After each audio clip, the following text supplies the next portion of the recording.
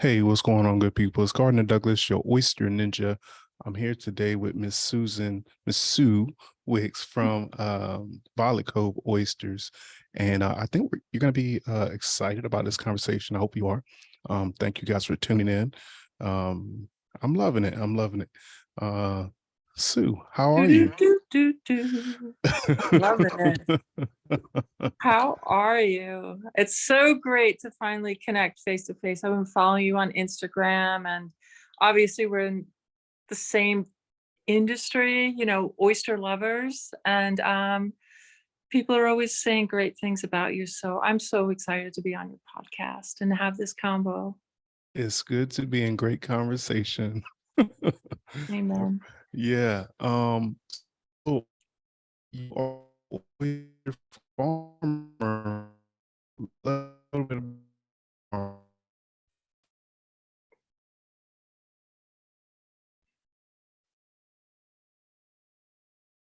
Uh-oh, are we here? Are we We're back? here now. I think you started asking me something about my farm.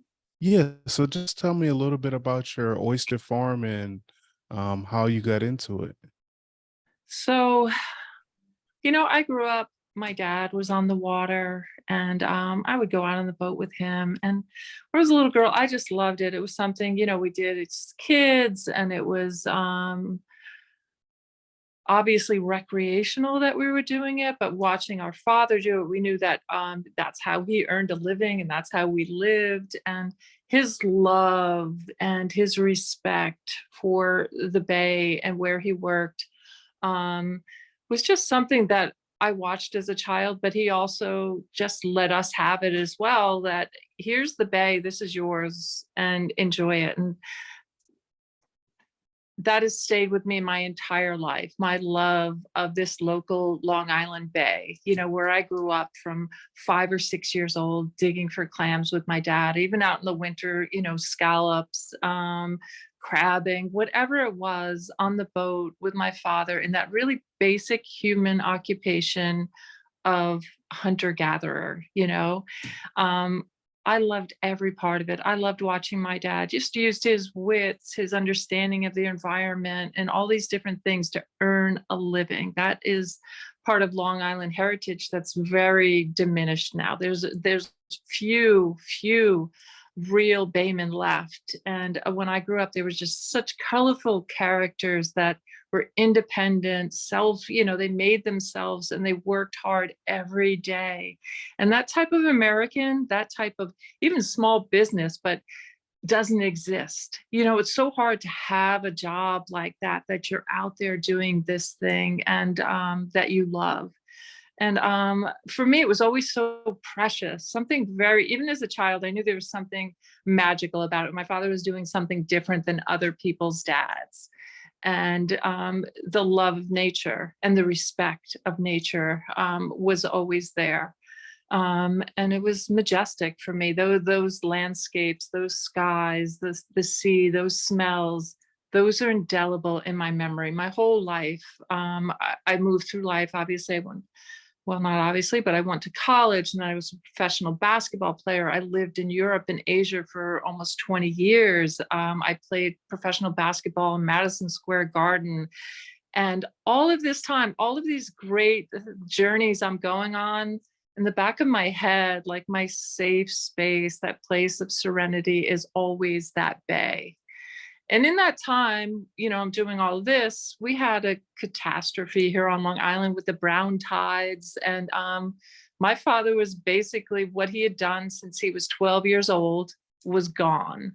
He moved to North Carolina and did a little oystering and clamming down there. But to earn a living in the 80s and early 90s on Long Island, it was finished. And that is hundreds of years of, even my personal family history was gone. That the story there, it would be the first time in 300 years that there wasn't a Wicks family person working on the water when my father was the last. And there was something very sad about that. Aquaculture was just in the beginning in the 90s here on Long Island in the early 2000s. And conventional wisdom said that, it couldn't be done. That was it. That oysters are done, clams are done. And I retired from basketball. I sold a company I was running, and I came back to Long Island, and my brother said, hey, there's a guy that has an oyster farm right in our hometown. So I called him up, asked him all the information about how to be an oyster farmer. And he said, well, come on down and see if you like it. And I got to work on his farm, Great Gun Farm, Paul McCormick, great oysterman here on Long Island. And he said, put in your applications. It's going to take a minute. So he goes, if you decide to do it or not, get this up rolling. So I did. And then it took a minute, but I got my farm. I started in 2018. And let's all admit that the times have not been easy these last few years. There's lots of stuff going on, but it's been a fantastic journey. It's been one of the highlights, certainly one of these feelings in life, like, oh my gosh, I'm doing what I should be doing. This is magical. This feels great.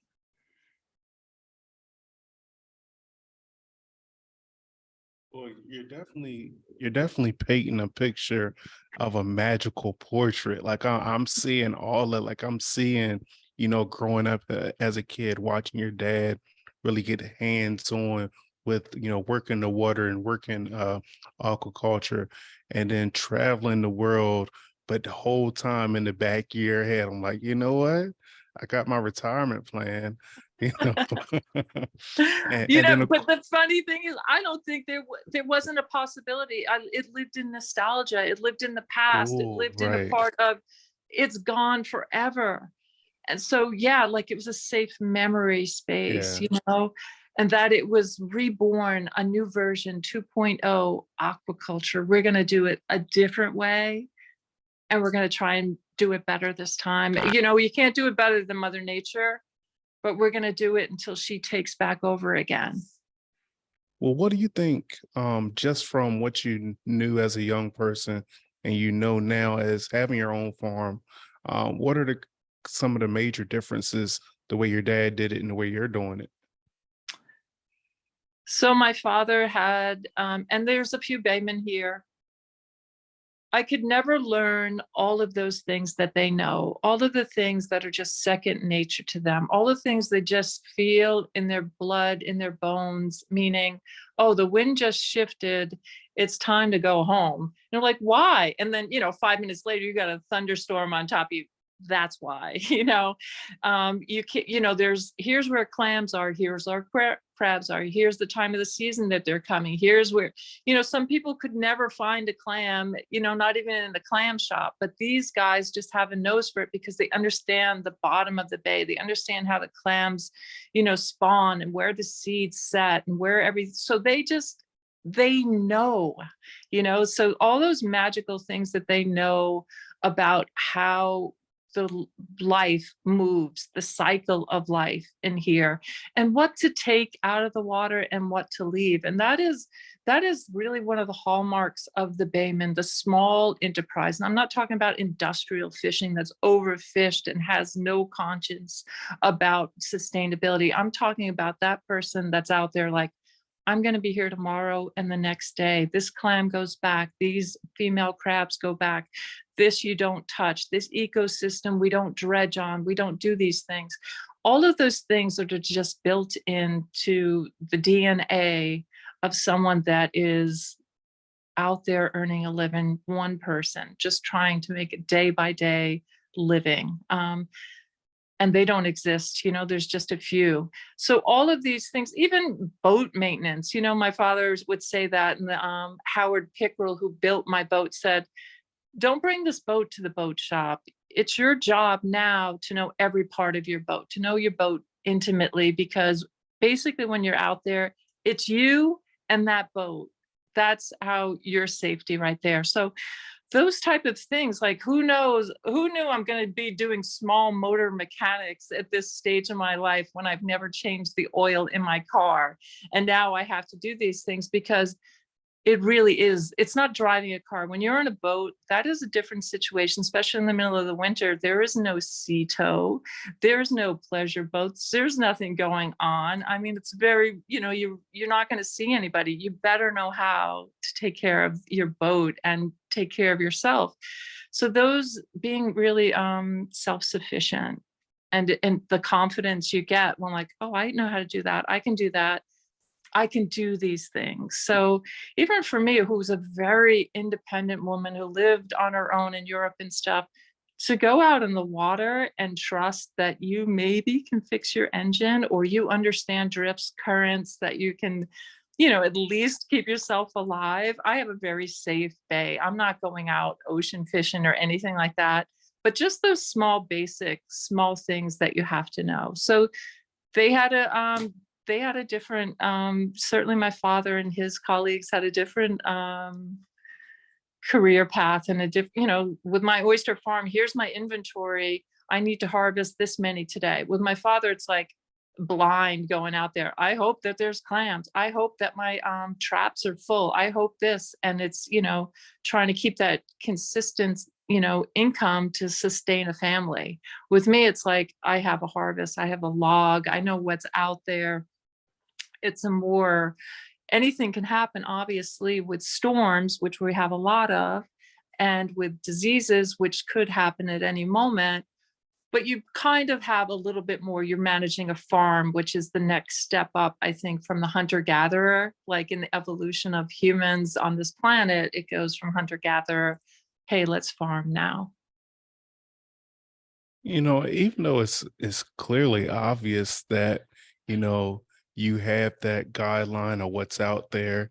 I'm just now really putting it together. Like when the wild fishers or, the people who were really going out there and just hoping and praying that they would come back with something, compared to like, all right, well, we know we have this many oysters in the water and we know we Yeah. can go to this lot or, wherever.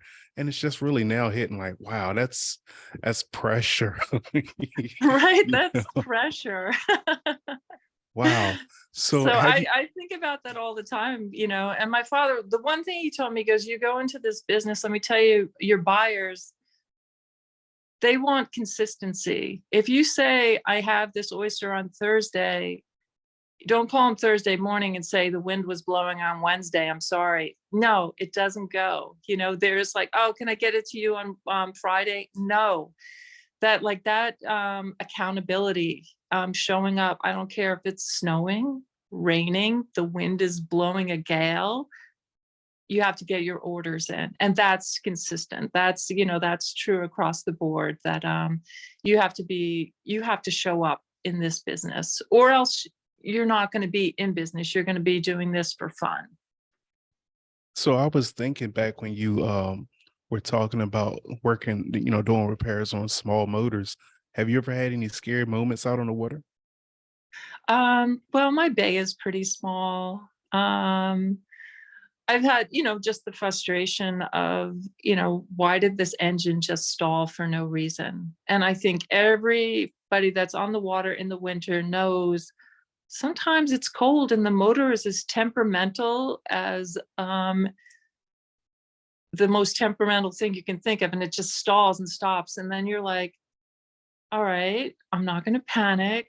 And I'm going to go talk to the motor. I'm going to, tilt it up and tilt it back down, to do something, and then turn it over again. And sometimes that's all you have to do. Sometimes it's just the motor's temperamental in the cold. But most of the time, that's all that's happened, so far. So far, so good. And I'm lucky, again, I have a brand new engine. I have, Mm-hmm. a really good boat, all of those different things. So I know that I'm in a very good situation with all of those things where I see there's one guy that eels right in my creek, and his motor goes out. Guess what? This guy can't work until that motor's fixed. And if the mechanic's like, oh, I'm in Florida, it's February, he's stuck and he's in big trouble. So that's another reason you have to know how to take care of your stuff. So you just see that, you see it all around you. And, we're not making a lot of money. This is not a big, enterprise. You're just earning a living. So those type of things, maintaining, taking care of is really the most important, because you can't afford to miss a week or 2 weeks well apart. They're telling you, oh, sorry, you know how it is with the supply chain. And yeah, no, I need that part. You know what I mean? That kind of stuff that you're going to come into in this type of business. But I don't have any horror stories. I think that, when you have oyster farmers, if we go sit in a bar with real fishermen that are going out there, we don't have those stories. We don't have the 40-foot seas and this happened and, Johnny got blown overboard and I had to die. No. Sometimes I forget to bring a power bar in the boat and I get hungry. That's the biggest, tragedy that's happened so far. And even then you're surrounded by oysters, right? Yeah, exactly. Because you did mention earlier how some people just don't get it. So why is sustainability and climate change and just really taking care of the waterways important to you? So, I'm watching you as well, and there's a subtlety in your messaging and what you're doing. And I think that's always, even with my Instagram, it's very subtle. It's presenting this, I love this. And do you love this too? And most people are like, yeah, I love that. And then when we love, we tend to take care of. And that's been my approach. But in my head, I know our future is towards the ocean. And I think Bren Smith from Greenwade said something like, in America once it was like, go west, go west. That's that's the frontier. And now we've got, that's it. Now it's go to the ocean, go to the ocean. That is our new frontier. And that is, instead of the fisheries, instead of overfishing, to not treat it like we're hunters, but the ocean can be farmed. And I think that will be our future as we have a larger population that needs to be fed. We're going to have to change the way that we eat. And that ocean is that space. That's where we're going. Whether it's we're going to start using the sugar kelp for plastics, we're going to use biofuel for the sugar kelp.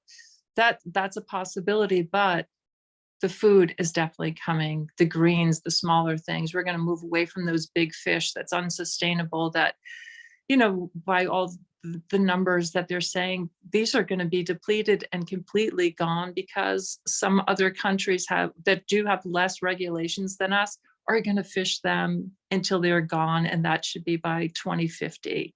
So we're not going to be eating swordfish and tuna any longer. That's off the table. We're going to be eating seaweed and sea greens a lot more because of the lack of fresh water that it requires. And obviously these situations, we know about them. And I think it causes people a lot of angst to hear about it. That's why I don't even want to talk about it. But water is an issue. Fresh water, the way that we grow our land vegetables, how much those inputs that they take, including fertilizer and the depleting of the nutrients of the soil, are creating a situation that's unsustainable. We have to change the way we farm, and the ocean is a great way. And to cause create maybe a loop with the fertilizers we can take from the ocean through the greens, through the seaweeds, and put it back in the soil. Those things it's very exciting to me. It's an exciting in the way that I had the nostalgia that was tinged with depression when I would think back to that safe place that I loved as a child, that I thought would never exist again, that it could be a working waterfront, that people are earning their livings, that you could see the bounty of Mother Nature right in front of you, that she was functioning as she should. So that was a miracle place. Now, when I see this, I get very excited because it's not all doom and gloom. It's not like, okay, guys, say your goodbyes because we're all dying. No, we're so smart as humans, and we have the ability to create solutions and see them. And I feel in this moment, we're moving towards that. I feel that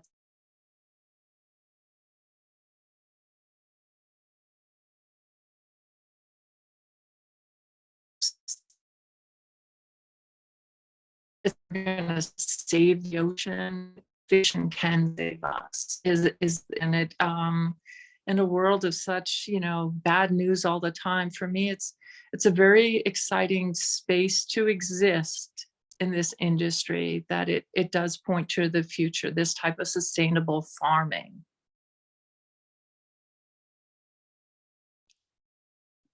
That's all a very good point. And you are definitely correct about the subtle posts. Because like, at the end of the day, we do run a business, and it's almost kind of taboo to really speak on issues. You know what I mean? Like you wanna alert and you wanna educate people, but also who comes to social media, at least the people who I think are following me, um, to hear bad news. And it is bad news, but it's gonna be worse news if we don't do Mhm. something about it, you know? So yeah, I still got to do my part, and you're doing your part. And, I think a lot of the shellfish farmers now are more on the educational, platform, trying to educate people about what they do. And, how do you think, well, in your social media, how do you try to educate people about what you do in your oysters and your farm and things like that? I really, I think that the visual aspect is impactful. I think when you see that thing, just the water, the beauty of it, I think it brings people back. We live, for the most part, I mean, I live so much of my life um, in urban places. I'm playing in New York City, and if I played basketball in Europe, I am in a city. We get disconnected from Mother Nature that way. We get disconnected from our food source. We get disconnected from how the thing is made. You know what I mean? So you forget that we live on a living planet. We think that food comes in a package or in a bag of chips, or, these things. We get disconnected. And I think I'm trying to present, this is where food comes from.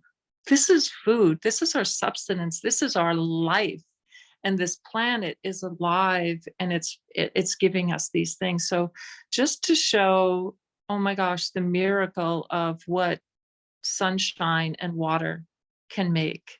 And for me, it's always a miracle. And if I pull up a cage and it happens to have fish in it, or a seahorse, or even a tropical fish, it's like, oh my gosh, look at this fish. How did this fish get up here? What's going on? Different currents, different movements.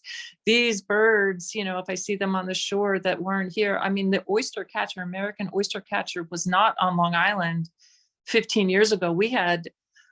I hadn't seen one my whole life, and then they're popping up again. So that kind of thing, like, oh my gosh, here's the change, and a lot of it is positive. The osprey, there's eagles, and those, from my childhood, nothing, from the ways that we were treating mosquitoes or spraying different things. We had killed basically them off, and they're reappearing.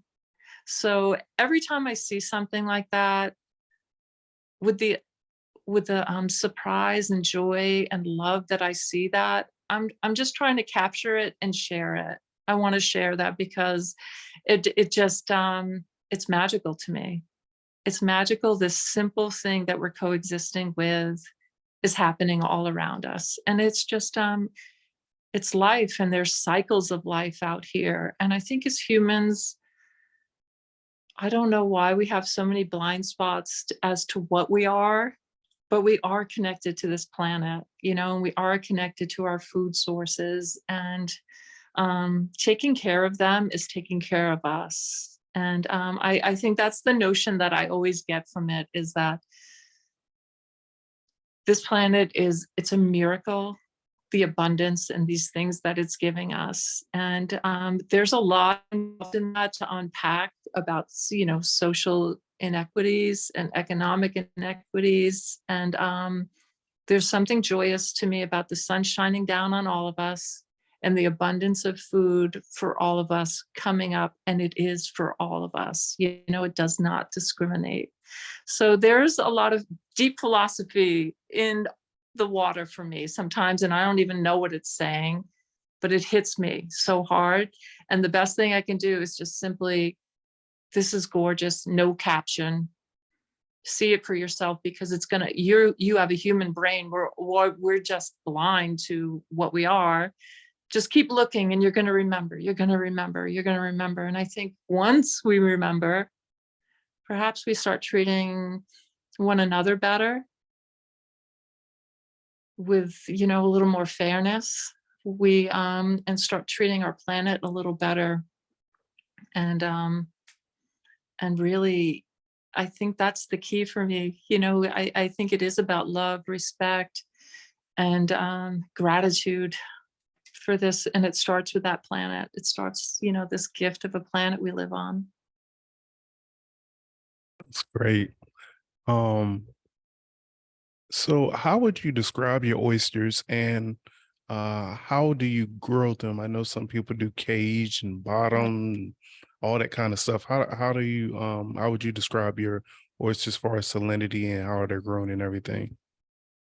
So I know you're the expert in this, and the taste. And my taste buds are not that refined, to be honest. But I will tell you, I taste in the beginning, and it depends on the time of the year, because this right now is the perfect time for Long Island oysters, Northeast oysters. We have that sweetness there. Still have the briny front. I would say it was medium to high briny salinity in the front, and then in the middle, you're going to get a nutty, maybe even celery cashew in there, a sweet one. And then it's going to finish, it's still finishing right now with like a light seagrass, which is, more, it's stronger in the spring, it's stronger in the summer, that finish, that the grassiness. But right now it's still there, but it might go down to like a celery salt, that the seagrass finish. So I gotta So stop you right there. yeah. You talked about your palate not being so refined. Come on now, who are you kidding here? You just broke it all the way down. Come on now. Yeah, but it took me a minute. It takes me a minute. Some people, I've been with oyster shuckers, and they're like, oh, whoa, they're like, it's coming at them in like bits of information right away. They're not even hesitating. Oh, they're this. For me, I'm like, let me have another one. Let me try. Oh, let me focus on the finish now. It's like, it's not, I'm a beginner with that, to be honest. And I'm only saying that because in this industry, there are some experts, you know what I mean? It's like, whoa. Yeah, I do know what you mean. Yeah. Yeah. So in that, hopefully I'll always be a beginner, have that beginner's heart. That's great. That's Yeah. powerful right there. Always willing to accept change and see change and accept the oysters for what they are and which not what you want them to be. So that's beautiful.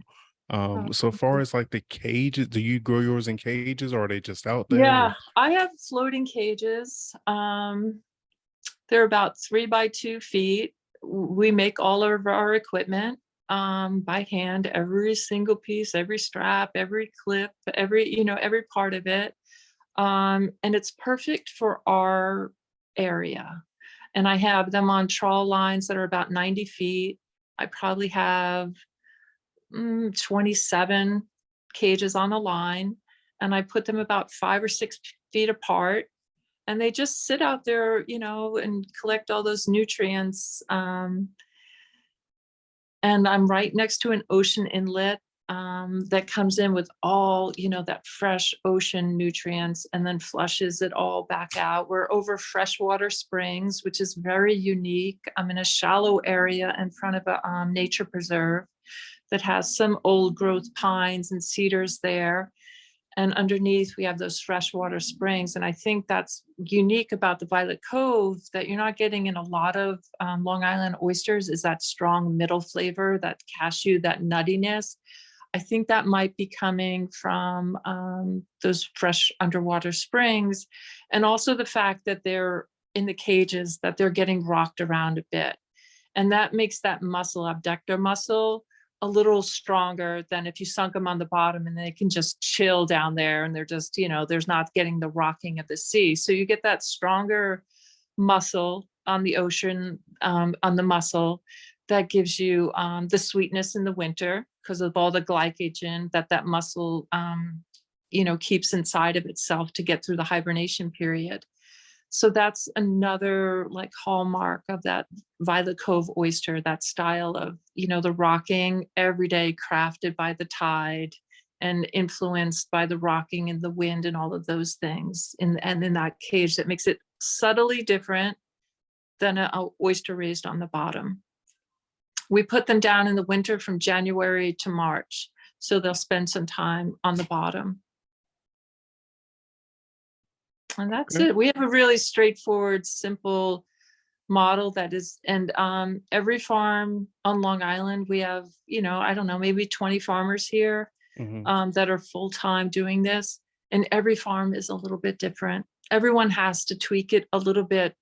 It's site specific. And that's what works. I can walk my entire farm. And it's not because I'm tall. It's because we're in a great tidal range.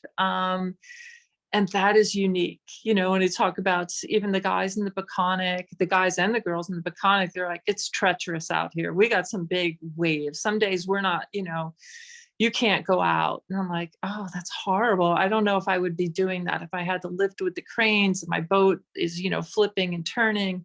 That's not for me at 56 years old. I'm not out there trying to risk my life every day. I'm wading around in my little, idyllic space in the water, which is cold water, but it's still safe. I feel very safe that I have a shallow farm.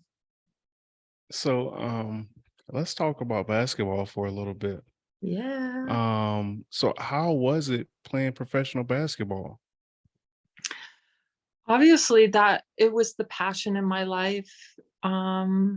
For so long, I didn't even think like, oh, I play basketball. I am a basketball player. It was that much who I was. Every waking hour of every day was around basketball, to be the best basketball player I could be, whether it was sleeping, eating, low stress environments, who you're going to date because you can't have stress in your life. Like everything was having optimal performance in basketball and becoming the best basketball player I could be. I was obsessed as a young girl being a basketball player. And it was a very narrow field for women then. We just got Title IX, when I was growing up, that wasn't even in full effect, that we were getting full funding and things like that. But I did get a scholarship to Rutgers University, changed my life. Got to play for Hall of Fame basketball coach. We were in the top 10 the entire time I was there. We played some great basketball. And then from there, in a very, without the WNBA, I got to play professional basketball in Europe and Asia for 16 years, got to see the world, travel everywhere, and do the thing that I loved. In all different places with all different players, with all different systems, beliefs. You think it's just straight up basketball, but if you're in a post-communist country like Hungary that just, those players think differently than us and therefore play basketball differently than us. They train different than us. They think different. Who they are is different than us. Playing Japan, how they're committed to the team and to one another is very different. So all these different places change the way that you play basketball. I'm sorry, go ahead. Sorry. So I was just going to ask, like, what was the biggest culture an example shock would for be you? in Japan. I think, the biggest one is when you get there and it's different. The first initial, one, when I went to Italy and the coach said to me, we got to Sicily and he's doing the pregame speech and he's doing it in Italian and someone's translating. I just got there, but he's saying something like, stasera no vinciamo, è impossibile. He said, tonight we're not winning. It's impossible. This is the coach's pregame speech. And I was like, what? He goes, but after the game, we're going to have a great dinner here in Sicily, and then we'll go back home. And I was like, what? Anyway, it turns out you can't win in Sicily because at that time, that team is owned by someone, a person that belongs to a group that is not going to let those referees determine the game. So we're not winning. Even if we win, those referees are not going to let us win. And that the coach accepted that and told us that we were not going to win, and don't worry about it, we're going to have a great dinner afterwards. That would never be in America. Everything is like, you got to play your hearts out. You got to give it your all. You, no matter what. They were like, listen, here's the situation. We're going to play this game. No one's going to get hurt. We're going to have a good dinner, and we're getting on the plane and getting out of here. That was a culture shock, especially, the America is, you got to win. You got to do your best no matter what. And that was like, no, the situation is against us, and we're not going against the tide. And it was a different, that's the Italian, some of it was the Italian style of life. Don't fight so hard. Americans love to struggle, to fight, even in a losing battle. We love that, even to be the underdog and to give that great battle. So I'm not gonna hold you long, but I'm just wondering, like, how did you even get the opportunity to go to the international professional league? Like, that's an awesome opportunity, especially you were saying like it wasn't that many options back then.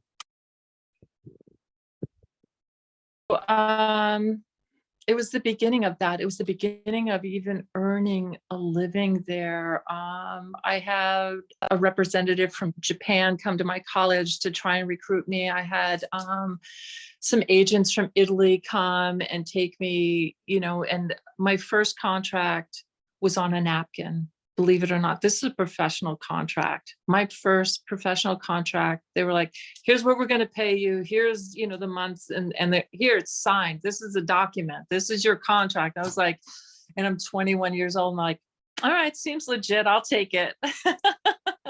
As long as you sign the napkin, I'll take it. Right. So that is, that's the beginning of women's professional basketball. And believe it, I was the highest paid player on that napkin. That made me the highest paid player in the world at that time. Wow. So now moving forward, I mean, you could see Brittany Griner. I think you got to see what happened to her there, but also that she's playing there for $1 million for 3 months. So how the game has grown slowly, it's still, not on everyone's radar. Not everyone's watching it, but I also feel a lot of ownership with that my generation, my group of players from the late 80s and 90s pushed hard to get those salaries there. We've made a place for women to go play professional basketball that is, still paying the bills to this day for a lot of the players who make a certain salary in the WNBA, which they're going to do another collective bargaining, and they're doing great with that. They doubled their salaries, the average salaries last collective bargaining, and we hope they do it again. Wow. That's progress. We're moving in a direction. And I always feel so much pride, to have been at the beginning of that, to be one of those players there. And even still to this day, to still talk to the players about how they're managing their careers, where they're going, what they're doing, and what's important. And just like anything, it's never the money. It's do your thing, live your life, get the most out of your talent, your potential, get some experiences out there, and enjoy yourself. At the time you were going through that, like at the time, you're playing, are you feeling, well, I guess it's 2 questions. Are you feeling the pressure for future basketball players, future female basketball players? And also, did you ever imagine that, it would be where it is now? We felt the pressure, if you will, or we felt that it was our obligation in 1997 when the WNBA started So my team, the New York Liberty, was filled with players that had played in Europe together, like a Teresa Weatherspoon, a Vicky Johnson.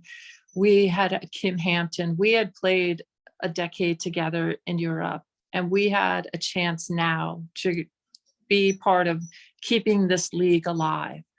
So what we played our hearts out every night. We made ourselves available after every game for every autograph. Like, we exited Madison Square Garden and we were getting our first, I played for New York 6 seasons. We averaged 16,000 people, 20,000 a game, sell out at Madison Square Garden. So if there was so much excitement about it in that day. Tara Banks came to every game, was cheering her head off. You know what I mean? There were celebrities there. It was a moment in time.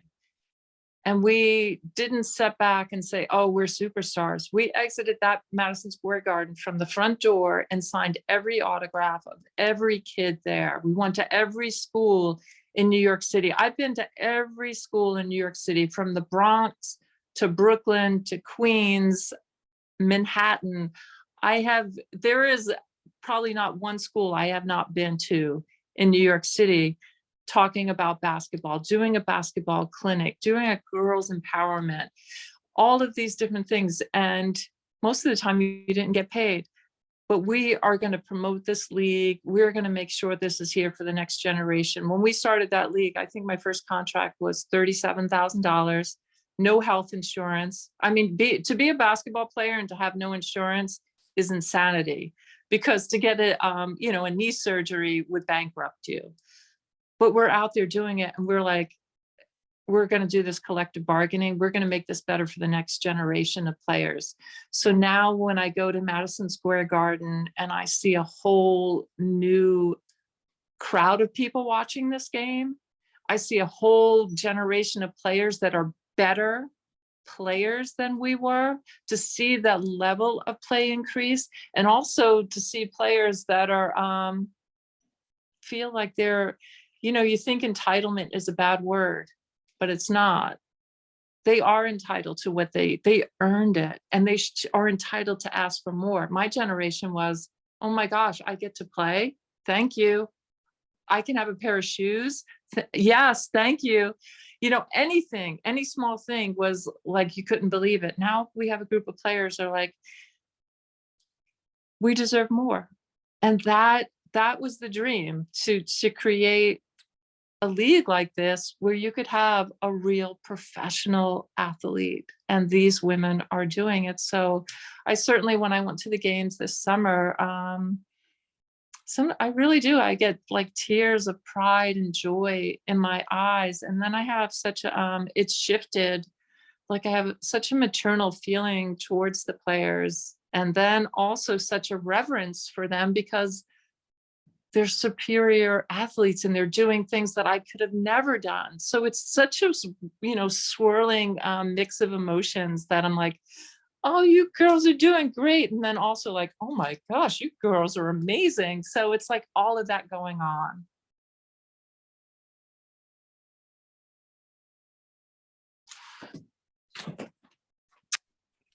All right.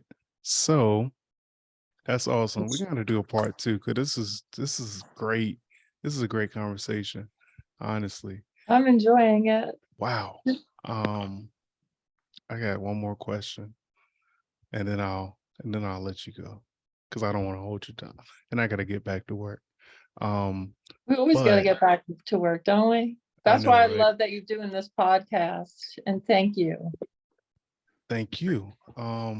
Last question before we get out of here. Matter of fact, I hate to cut a conversation short, but thank you for joining me today. We'll do a part 2. Let's do a part 2. For sure, because it's a lot to unwind, and I got more oyster stuff to ask you. So, I mean, you got a lot. But thank you for joining me. Just let us know where we can find you on social media and all of that great things. All right, so we're Violet Cove Oysters on Instagram, and that's pretty much where we exist. And yes, And outside of this virtual world, I would love to get together and do some type of shucking event together.